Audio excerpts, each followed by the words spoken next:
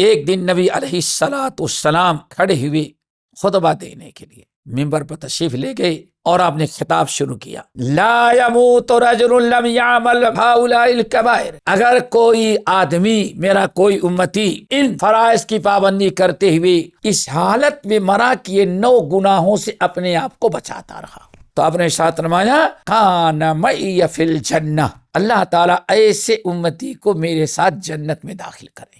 دوستو، اس حدیث کو میں نے اس لیے سنایا، گناہ کبائر سے بچنے کے فوائد میں ایک بڑا فائدہ یہ ہے کہ قیامت کے دن جنت میں نبی کے ساتھ رہے گا، اور جنت بھی کیسی، جنت تو بڑی عالیشان ہوگی، یہاں تک کہ اس جنت کا جو دروازہ ہوگا اس کی چوکھٹ بھی سونے کی بنی ہوگی۔ وَأَقُولُ فِي الْقُرْآنِ مَا جَاءَتْ بِهِ آيَاتُهُ فَهُوَ الْكَرِيمُ الْمُنزَلُ وَأَقُولُ قَالَ اللَّهُ جَلَّ جَلَالُهُ وَالْمُصْطَفَى الْهَادِي وَلَا أَتَأَوَّلُ۔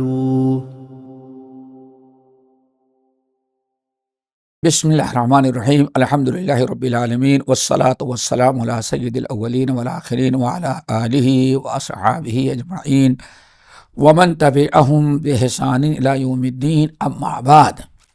محترم حضرات، دینی بھائیو، دوستو، کبائر کے متعلق کچھ باتیں آپ حضرات کے سامنے ہم پیش کر رہے تھے، اور بات چل رہی تھی کہ کبائر سے بچنا ہمارے لیے کتنا ضروری ہے۔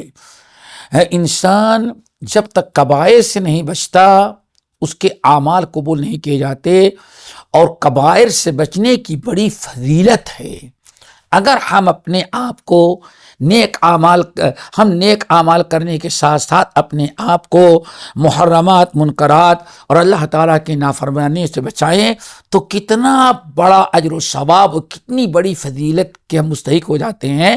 ہم اس کا تذکرہ کریں تو اس سلسلے میں عبید بن عمیر رضی اللہ تعالیٰ عنہ کی ایک حدیث آپ کے سامنے پیش کر رہا تھا کہ عبید بن عمیر رضی اللہ تعالیٰ عنہ کہتے ہیں کہ حجۃ الوداع کے موقع پر نبی علیہ السلام خطبہ دے رہے تھے، اور خطبہ دیتے ہوئے آپ نے فرمایا تھا الا ان اولیاء اللہ هم المصلون، اے لوگو، الا ان اولیاء اللہ المصلون، اے لوگو، قرآن مجید میں جو اللہ تعالیٰ نے اپنے اولیاء یعنی اولیاء اللہ کی جو فضیلت بیان کی ہے، تو اولیاء اللہ کون ہیں، کون اللہ تعالیٰ کے ولی ہو سکتے ہیں؟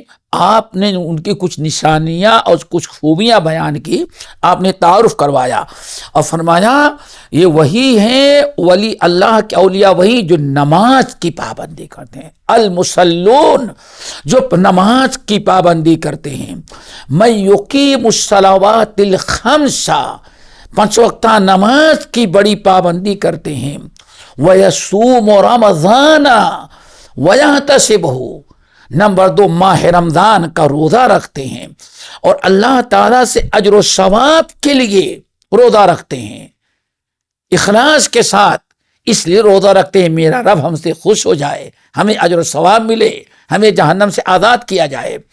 اور نمبر 3 وَيُؤَدِّي زَكَاةَ مَالِهِ، بڑی خوشی سے اپنے مال کی زکوٰۃ نکالتا ہے۔ آپ نے فرمایا یہ 3 نشانیاں ہیں، الا ان اولیاء اللہ المصلون، اللہ کے اولیاء یہ وہی ہیں جو نماز کی پابندی کرتے ہیں۔ تو یہ 3 علامات، نماز کی پابندی کرنا اور روزہ رکھنا، زکوٰۃ دینا، اور سارا کام صرف اللہ کی رضا کے لیے ہو، وَيَجْتَنِبُ الْكَبَائِرَ الَّتِي نَهَى اللَّهُ عَنْهَا، یہ 3 بڑے اعمال، نمبر 1 نماز کی پابندی، نمبر 2 روزہ رکھنا رمضان کی اخلاص کے ساتھ، نمبر 3 زکوٰۃ دینا، یہ 3 بڑے نیک اعمال آپ نے بیان کیے۔ اللہ کے اولیاء جو 3 بڑے اعمال کرتے ہیں، نمبر 1 نماز کی پابندی، جب کوئی انسان 5 وقتہ نماز کی پابندی کرے گا تو پھر کیا پوچھنا، نماز کو بے حیائی برائی سے روکے گی، نمبر 2 ماہ رمضان کا روزہ رکھنا. جب رمضان کا روزہ رکھے گا تو نفس کا تزکیہ ہوگا اور روزے کی برکت سے تو گناہ معاف ہو جائیں گے. نمبر 3 وَيُؤَدِّي زَكَاةَ مَالِهِ، زکوٰۃ مال ہی اپنے مال کی زکوٰۃ نکالتا ہے. جب انسان اپنے مال کو اللہ تعالیٰ کے راہ میں صدقہ کرتا ہے، زکوٰۃ دیتا ہے، تو نفس بھی پاک ہوتا ہے اور ساتھ ساتھ اس کے گناہوں کی مغفرت بھی ہوتی ہے.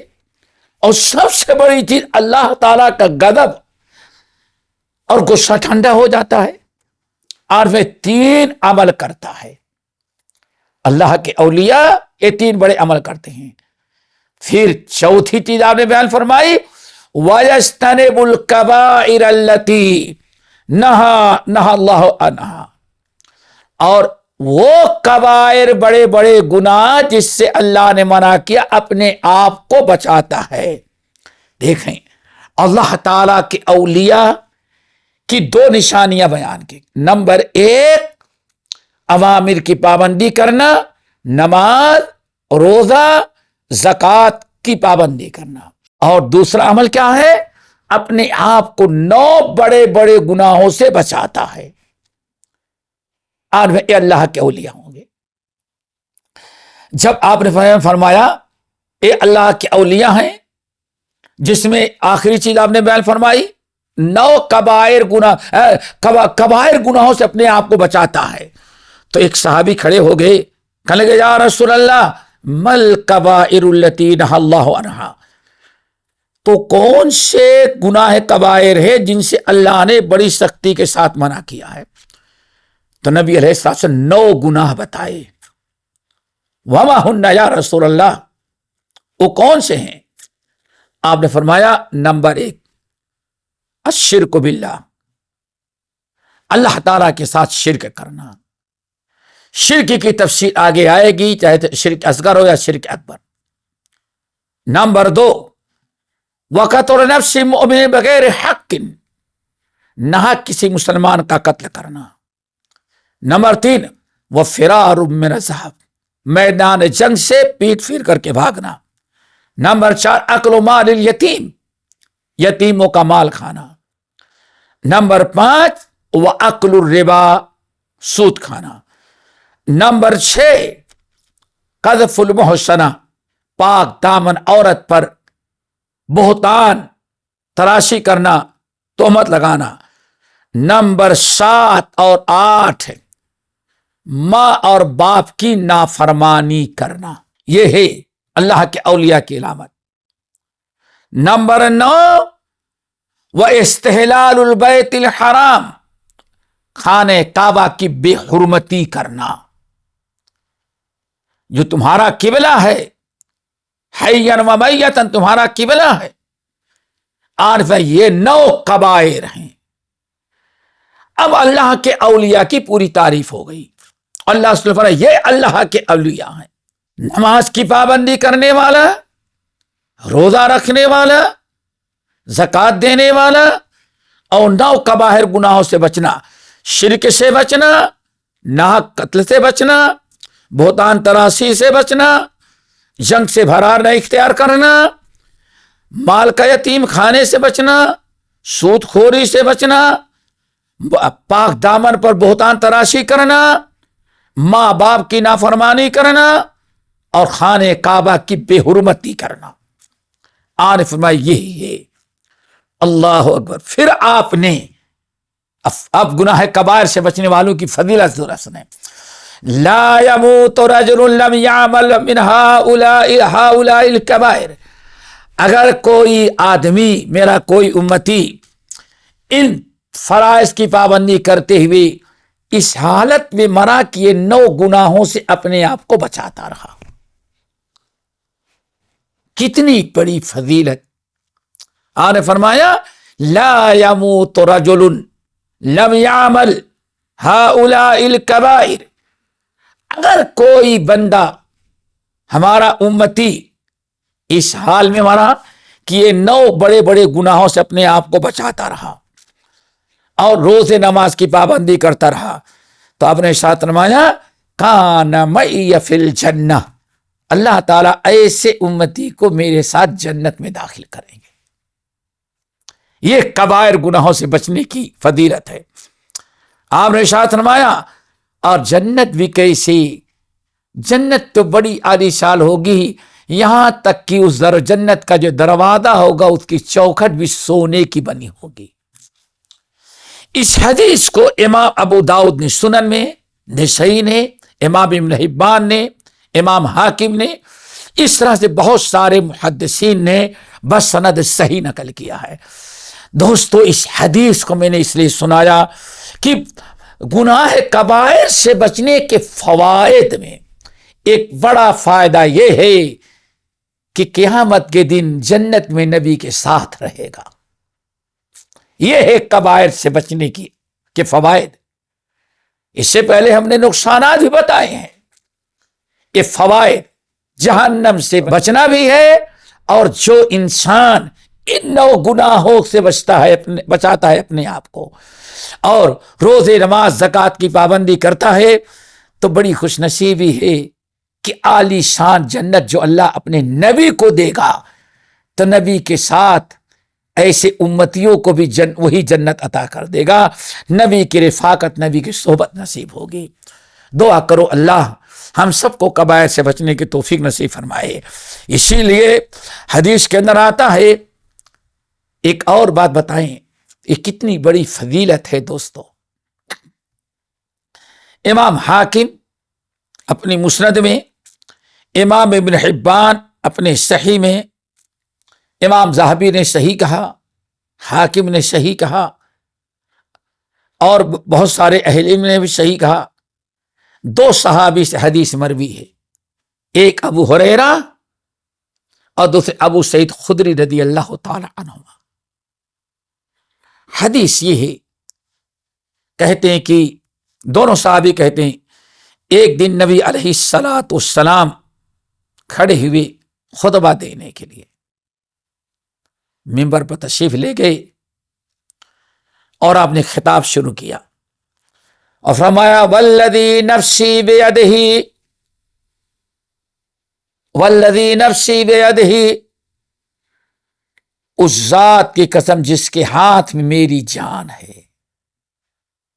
بس اللہ کے رسول اتنا ہی کہے تھے، فَأَكَبَّ رَأْسَهُ، پھر اس کے بعد آپ نے اپنا سر مبارک جھکا دیا۔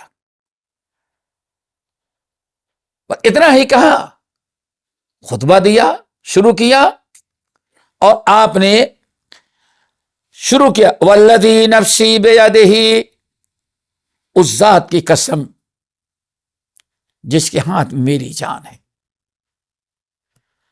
آگے آپ کچھ نہ بیان کر سکے۔ ابو ہریرہ، ابو سعید رضی اللہ عنہما کہتے ہیں فَأَكَبَّ رَأْسَهُ، نبی علیہ السلام اپنا سر مبارک جو لوگوں کو دیکھ رہے تھے، لوگوں سے ہٹا کر کے نیچے سے جھکا لیا، اور ہم لوگوں نے دیکھا جھکا لیے، آپ کی آنکھوں سے آنسو ٹپک رہے ہیں۔ فَأَكَبَّ كُلُّ مِنَّا رَأْسَهُ، جب یہ کیفیت نبی علیہ السلام کی دیکھی تو ہم میں سے ہر انسان اپنا سر نیچے جھکایا، اور سب نبی علیہ السلام کے رونے کو دیکھ کر کے ہر انسان رونے لگا۔ لیکن ہم میں سے کسی کو یہ پتا نہیں کہ نبی کیوں رو رہے ہیں، صرف ہمیں اس لیے رونا آ رہا ہے کہ اللہ کے رسول کیوں رو رہے ہیں۔ تھوڑی دیر کے بعد پھر آپ نے دوبارہ اپنا سر مبارک اٹھایا اور فرمایا لوگو والذی نفسی بیدہ، اس ذات کی قسم جس کے قبضے میں میری جان ہے، جس کے ہاتھ میں میری جان ہے۔ اتنا کہنے کے بعد آگے آپ کیا کہنا چاہتے ہیں؟ آپ کو اتنا رونا آیا کہ آپ کہہ نہ سکے، پھر آپ نے اپنا سر مبارک نیچے کی طرف جھکا لیا۔ ہم لوگ دیکھ رہے ہیں، آپ رو رہے ہیں، آنسو ٹپک رہے ہیں۔ ہم میں سے ہر انسان آپ کا رونا دیکھ کر کے ہر انسان سر جھکایا اور ہر آدمی رونا شروع کر دیا. کسی کو یہ پتا نہیں کہ اللہ کے رسول کیوں رو رہے ہیں، اور ہم اس لیے رو رہے کہ اللہ کے رسول کو رونا دیکھ کر کے ہمیں رونا آنا ہے. بہت دیر تک آپ سر جھکائے رو رہے تھے. اتنے میں پھر آپ دوبارہ شہبارہ تیسری مرتبہ اپنا سر مبارک اٹھایا اور پھر وہی جملہ فرمایا، والذی نفسی بیدہ. لوگو، میں اس اللہ کی قسم کھا کے کہتا ہوں جس کے ہاتھ میں میری جان ہے. پھر آپ رونے لگے. 3 مرتبہ ایسے ہوا. پھر آپ اپنا سر مبارک چوتھی مرتبہ اٹھائے. ہم لوگ نہیں سمجھ پا رہے تھے آخر اللہ کے رسول کیوں رو رہے ہیں، رونے کی کیا وجہ ہے، یہ ہمیں پتا نہیں تھا. بس آپ کا رونا دیکھ کر کے ہم میں سے ہر انسان کو رونا آ گیا. پھر تیسری مرتبہ چوتھی مرتبہ تیسرا جب سر اٹھایا اور روتے روتے اچانک آپ کے چہرے پر مسکراہٹ اور خوشی کے آثار نمایاں تھے. آپ اب رونا بند کر دیے اور آپ کے چہرے مبارک سے بشارت، خوشخبری کے، مسرت کے آثار ظاہر تھے. ہم لوگوں نے جب دیکھا کہ نبی علیہ السلام کے چہرے مبارک پر خوشی آثار ہیں، مسرت آمیز ہیں، آپ خوش ہیں، تو ہم لوگوں کا دل اتنا خوش ہوا. من حمر النعم، سرخ اونٹ ملنے کے بعد بھی اتنی خوشی نہیں محسوس ہو سکتی تھی جتنی خوشی صرف نبی کے چہرے پر خوشی کے آثار دیکھنے کے بعد ہم لوگوں کا دل باغ باغ ہوا. پھر آپ نے ارشاد فرمایا، اے لوگو، ما من عبد یصلی الصلوات الخمس ویصوم رمضان ویخرج الزکاۃ.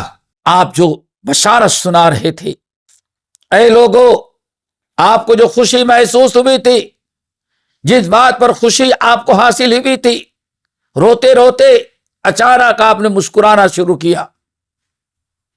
حزن منال کے بجائے آپ کے چہرے مبارک پر مسرت کے آثار ظاہر تھے.